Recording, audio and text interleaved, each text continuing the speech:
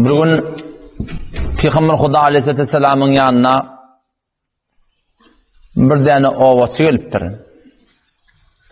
Arabi diýerler ona. Ovaçı meçide gelipdir. Peygamber Huda Aleyhisselam da Medine-i Munevvere'de Mescid-i Nebevi'de Belal Habeşi bilen birlikte oturmuş mescidin içinde. Kaptarlık öy. Şondan bir ovaçı gelip mescidin beğuruna geçip iki elini terip doğa etmeyen durur diye. Doğada tertip şeyle Peygamber Allah öğretiptir tertibi. Doğada tertip şeyle Allah Teala'nın içe övmeli. Allah Tebareke ve Teala'nın içe övmeklik. Ne yaparım ki başarı yarpan? Hudaya övmeklik. Hadise geliyor. وَلَا شَخْصَ أَحَبٌّ إِلَيْهِ الْمِدْحَةُ مِنَ اللّٰهِ. Hiçbir adam Allah Teala'nın söygürrekte meğer ol bir adamdan ki Allah Teala'nı övüyedi. Allah Teala'nı övmeklik. Oğlun uşağımıza Allah Teala'nı övmekliğe öğretiydi. Şu Hudayımızı, Rabbimizi, Halıkımız yokmuştuk biz. Şu yaradıptır. Malikimiz, kullu vücudumuz şon ihtiyarına. Razıkımız, idirip duramız şu. Gece günleri getiriyenimiz, hem mi daha şon elinde? وَلَا شَخْسَ أَحَبُّ. Hiçbir adam töygürrek değil. Son amallar bolya, bir vap bolya, vağın işte namaz, 5 vakit namaz vakti, şu 5 vakit namazın muhimrak amali yok şu tadı. Şu tadı hem amallar şu töygürrek. Kurbanlık günü, Huday Tebarek ve Teala'nın yanına hem amallar şu kurbanlık töygürrek. Vakti keten tohmu diyeceğinde garip, muhtaç vağın ihtiyacı olupdu, şu tadı şuna kömek vermeden anırbaş qav sadaka ola qamır fazilet yok. Her bir amalın öz bir erziş tapiyan zayı var. Bir vakt böyle oturup zikretmeklik şu vakta baştaki amallardan afzal oluyor. O ştada da Peygamber Aleyhisselam şol amallan biri ki beter söygülü şuna aydıptır. وَلَا شَخْسَ أَحَبُّ إِلَيْهِ الْمِدْحَةُ مِنَ اللّٰهِ. Hiçbir adam Allah Teala'nın yanına söygürrekte ol bir adamdan ki Allah Teala'na uyedi. وَلِذَٰلِكَ çünkü Huday Tebarek ve Teala Rabbimiz özün övülmeklikten hoş oluyor, radi oluyor. Şu taydan Allah Tebarek ve Teala şu benimle vadi cennet veriptir. Eğer iman bilen takamaşın dediğin çıktı. Onun yani Arabi adam, ovası adam, Peygamber olayı öğretiptir. Hemçinin ki sahabala darın dirin içinde gelip ya Resulullah bize dua et deyip de aydan vaktlar boluptur. O bir vakta hevodan bir tahti oluptur. Bir nesaylap yağın yağmani. Şiyan ki ovaçının bir yeri gelip ya Resulullah şeyle yer yurtlar gadi, mal gara kırıldı, şeyle bir dua etten bir yağın yağdı deyiptir. Peygamber Aleyhisselam şondan elini kaldırıp menberde Mescid-i Nebevi'de dua etti diye.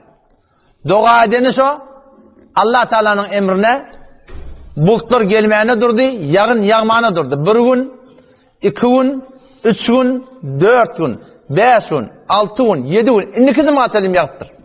Durun ak diye yağın. Hek ovası gelip, yeni ya Resulullah dua et bir dursun dedi. Yer yurt yıkıldı, mal gara kırıldı. Şu Goş'ta da biz Beluçistan'da da okuyamızda, o millet var, Beluç millet kendi yağın vurgusuz. O zaman bağımının defetini batırıya kurban koyuyorlar. Sapacak şeyle. Ama o da yağya da nereye kısırın hem de. Doğru etek etiyor sonra. O bir şurada okuyup bakak, Mevlana Şeyh Aziz Rahmetullahi Aleyh dua etsin yağın yapsın dediler. O bir ne dedi? Dua et, yağın. Yağın 1 gün, 2 gün. Ama sonra gel yer tutup dua edin dursun şu.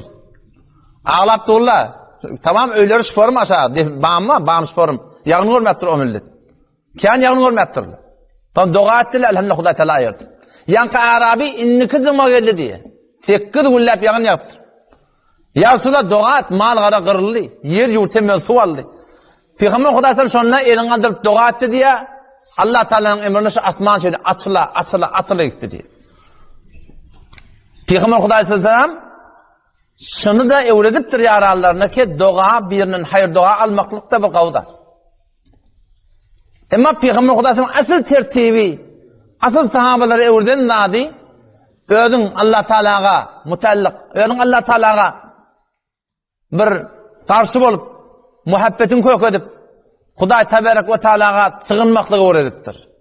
Her gaýsy öz zaýynda bir tyle kıldy. Yanqy Arabi owaçy mescide gelip Peygamber Hudaý sallallahu aleyhi ve sellem Belal Habeşi radıyallahu anh bilen mescidin bewrine geçip iki elini terip doga etmän durupdy. Dogan tertibi Allah Taala'ny övmeli, Peygamberden salawaty bermeli, otam dogan aýtmaly. Ahyrda da salawaty bermeli. Nihayetin sünnet tertipçi bolup kaldı. Ol bir doga ýekeşiň başı bilen soňunda salawat bolsa inşallah o doga ýerde galjak diýil. Peygamber sallallahu aleyhi ve sellem aýtdy: "Ud'ullaha wa antum muqinun bil ijabe." Doga edeňizde şurum doga edin ki men hakykat dogam kabul bolar diýip. Doga kabul bolýar madamy ki men dogam kabul bolarmy haşy? Dogam kabul bolana bu nämişi? Şey diýençen şey diýmelerden. Şu dünya alemi asbab her dadyň özür medeniyeti bar. Wagt alýar, şoň öbür dolmur käfeti bar, şonda barakin şon zaýy dolýar. Sabr etmeli doga edende, ýagyn bilen doga etmeli. Wal şikefe aýtmaly, meňe dogamny kabul bolmanak. Şey diýen doga kabul bolmaýdy. Ýa-ni Arabi gelip durýar bu adam. Mescidin bewrine elini terip doga etmendir. Ya men la tarahul uyun ve la tuqalituhu zunun ve la yasifuhu wasifun ve la yafsad dawair ولا تغير حوادث يعلم عدد قطر الأمطار وورق الأشجار وما أضله الليل وأشرق عليه النهار يعلم ما مكائل البحار ومتاقل الجبال والأرض ما في قعر والبحر ما في قعره والجبال ما في شفر دغات نندر الله تعالى قوتي يا من لا تراه العيون أي الله يكي قدر تنقرمية ولا تخالط الظنون أي الله يكي أقلا fehmden, gümenden göğünde. وَلَا يَصِفُهُ الْوَاسِفُونَ Ey Allah'ı keteni tarif et yerler, tarif edip tokudip bilecekke. وَلَا تُغَيْرُ حَوَادِث Ey Allah'ı ki alem cehennem bolup durundalar. Sana hiçbir fark getirmeye. وَلَا يَخْشَدْ دَوَائِرْ Ey Allah'ı ki alem cehennem bolup durun ıngılaplar. Şikestler, piruziler, seni korkutmaya. Ey Allah'ı ki ya'lemu adede katril emtar yerin yüzünden ne kadar yağın yağıya. Allah'ı ki sen şunun qatrahaya baran näçedäne şunu bilýärsiň. Wa waraqil ashjar ey Allah ki yerin yüzünden ne kadar bağlar var. O bağlaryň ýapraklary näçedäne şunu bilýärsiň. Wa makailal bihar ey Allah ki deryalar näçe peýmana, näçe litr şonuň litrinden, agramyndan ne kadar migdarlygyndan sen habaryň ma. Wa masaqilal jibal ey Allah ki dağlaryň agramy ne kadar sen şondan habaryň ma. والبحر ما في قعره ey Allah ki deryan eteğinde näme var sen şondan habaryň ma والجبل ما في وعره ey Allah ki dağın inke eteğinde näme var sen şondan habaryň ma اجعل خير عمري آخره وخير عملي خواتمه وخير أيامي يوم ألقاك فيه آخر دعاء نتدي اجعل خير عمري آخره ya Allah men ömrümün ahyrını hayır eylendir bädiki hayret kesip ya ahyrına ýalaşyň hayır eylendir. Son asıl hatıma muhim. Son näme bolmaly? Waj'al hayra amali khawatimahu. Ya Allah men behtirin amalim şu ahirki amalim bolsun. Men rukuda bolayın, men secdede bolayın, men mescitte bolayın, men namazda bolayın, men Kur'anyň başynda bolayın, men bir hayır işin başynda bolayın ya Allah. Şol wagt men janymy al. Wa hayra ayyami yawma alqaka fi. Ya Allah behtirin gün ol bir gün bolsun ki men seni Allah'ny mulagat ederim. Şo gün ya Allah men behtirin günüm bol. Kabul olsun diye dua ettir yani. Adam Peygamber Hudaý aleyhisselam belalı deydi diye öyde bir Rab bağımı deyiptir. Şunanı bir Rab verecek o diye. Yankı ovasa öyde bir Rab bağımı ya Belal ya Resulullah bir böyle kıdıl var deyip. Yani git Allah gel deyip. Öy mescid ben yapşıqılı gidahın alık geldi diye bir böyle kıdılı. O zaman adam çağırdı diye berik geldi deyip. Ama berik geldi diye on Peygamber'in yanına oturup Hudaý aleyhisselam yanka kıdılı iki el bilen peş etti diye. Şu sana deyip hediyesi deyip. Şu sana hediyesi deyip. O Peygamber deyip diye näme üçin berýärligiňi bilýärsiň? Näme üçin sana şunu hediye berdi? Onu ya Resulullah doğan adasık gerekli Onda yok deyip. Näme üçin? Bu husna tanayka alallah. Allah'ni awadan ewelligin gerekli deyip. Şu taýda musulman doğan Allah Taala'ny övmeklik İnne rabbakumullah, bişiktin Rabbiniz Allah, ellezî, olallahi ki, halakas semâvâti vel ard, asmanları yarattı. Ellezî, olallahi ki, ve mâ beynehumâ, şu asman yerin arasındaki zatları yarattı. Allahullezî, Allah ol zati ki, ceale lekumul en'am, şu mal garalarını yarattı. Allahullezî, Allah ol zati ki, ahracakum min butuni ummahatikum, sizi enelerinin gövrenisinden çıkardı diye.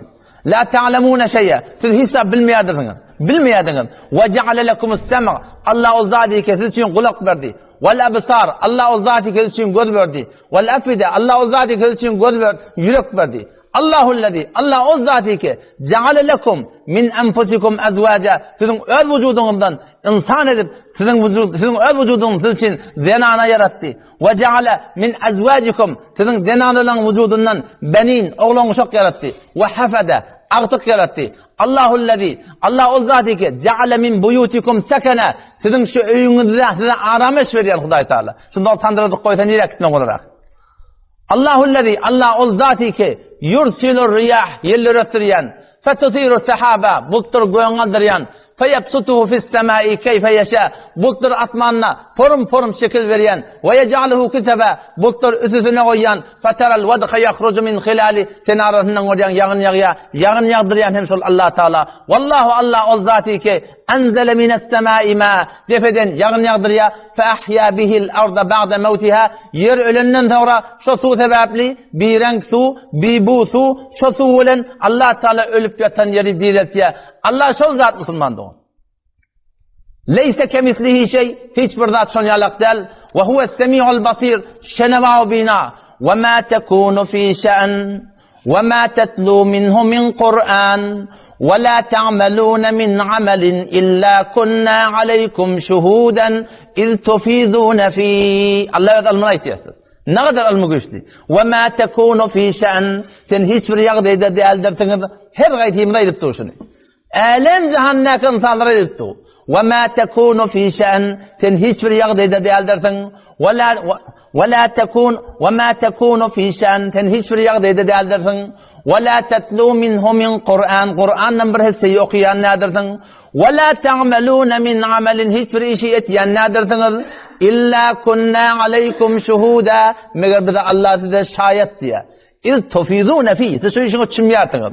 Öz mekanikin bilen, öz lezzetin bilen, öz iman bilen, öz içmen bilen, öz yatman bilen, öz turman bilen, öz işin bilen, öz aleminde. İz tufidune fi, vakti ki şunu çimyarsınız diye. Allah sana men haberim var. Ya'lemu ma fil arham.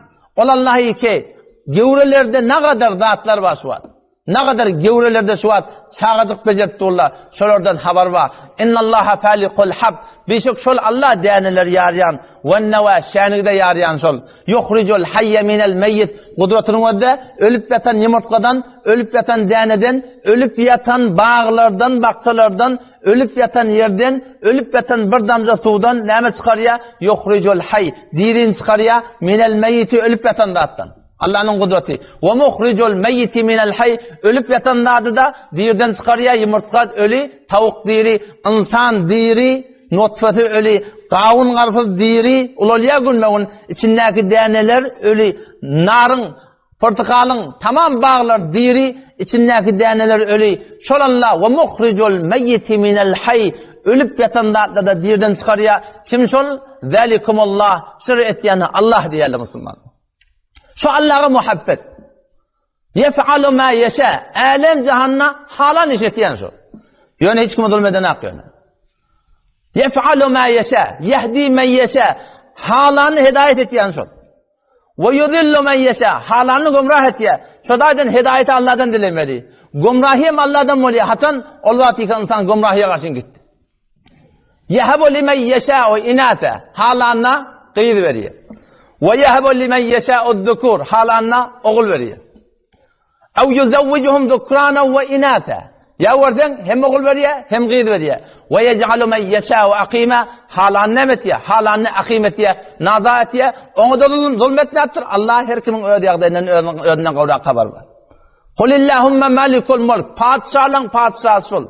Tu'til mulke men teşâ, halanını padişah etiyor. Ve tenzi'ul mulke mimmen teşâ. Her kimden istese padişahlık şol alıyor. Şoň eline kiradı. Rayın urun der ol. Defeden söder yanda. Tu'til mulke men teşâ. Halanı padişah diyen şol. Ve tenzi'ul mulke mimmen teşâ. Halanın padişahlığı alayanı şol. Tu'izzu men yeşâ. Halanı izzet veriyen şol. Ve tudillu men yeşâ. Halan adamını zelil etyen şol. İzzet, zillet, ölümlük, dirilmeklik, sağlık, töküllük. Kimin eline? Allah Teala'nın eline. İbrahim Aleyhisselam Hudaý tarif etdi. Näme diye? Menin Rabbim olallah ki ve izâ maridtu fehuve yeşfîn. Men merillämde şol Allah bana şifa berýär. Allazî huve yut'imuni. Allah o zat ki bana iýdirýär. Ve yesqîn bana içtirýän şol. Allazî yumituni. Olallah ki menin zindagim şoňalyny öldürýän.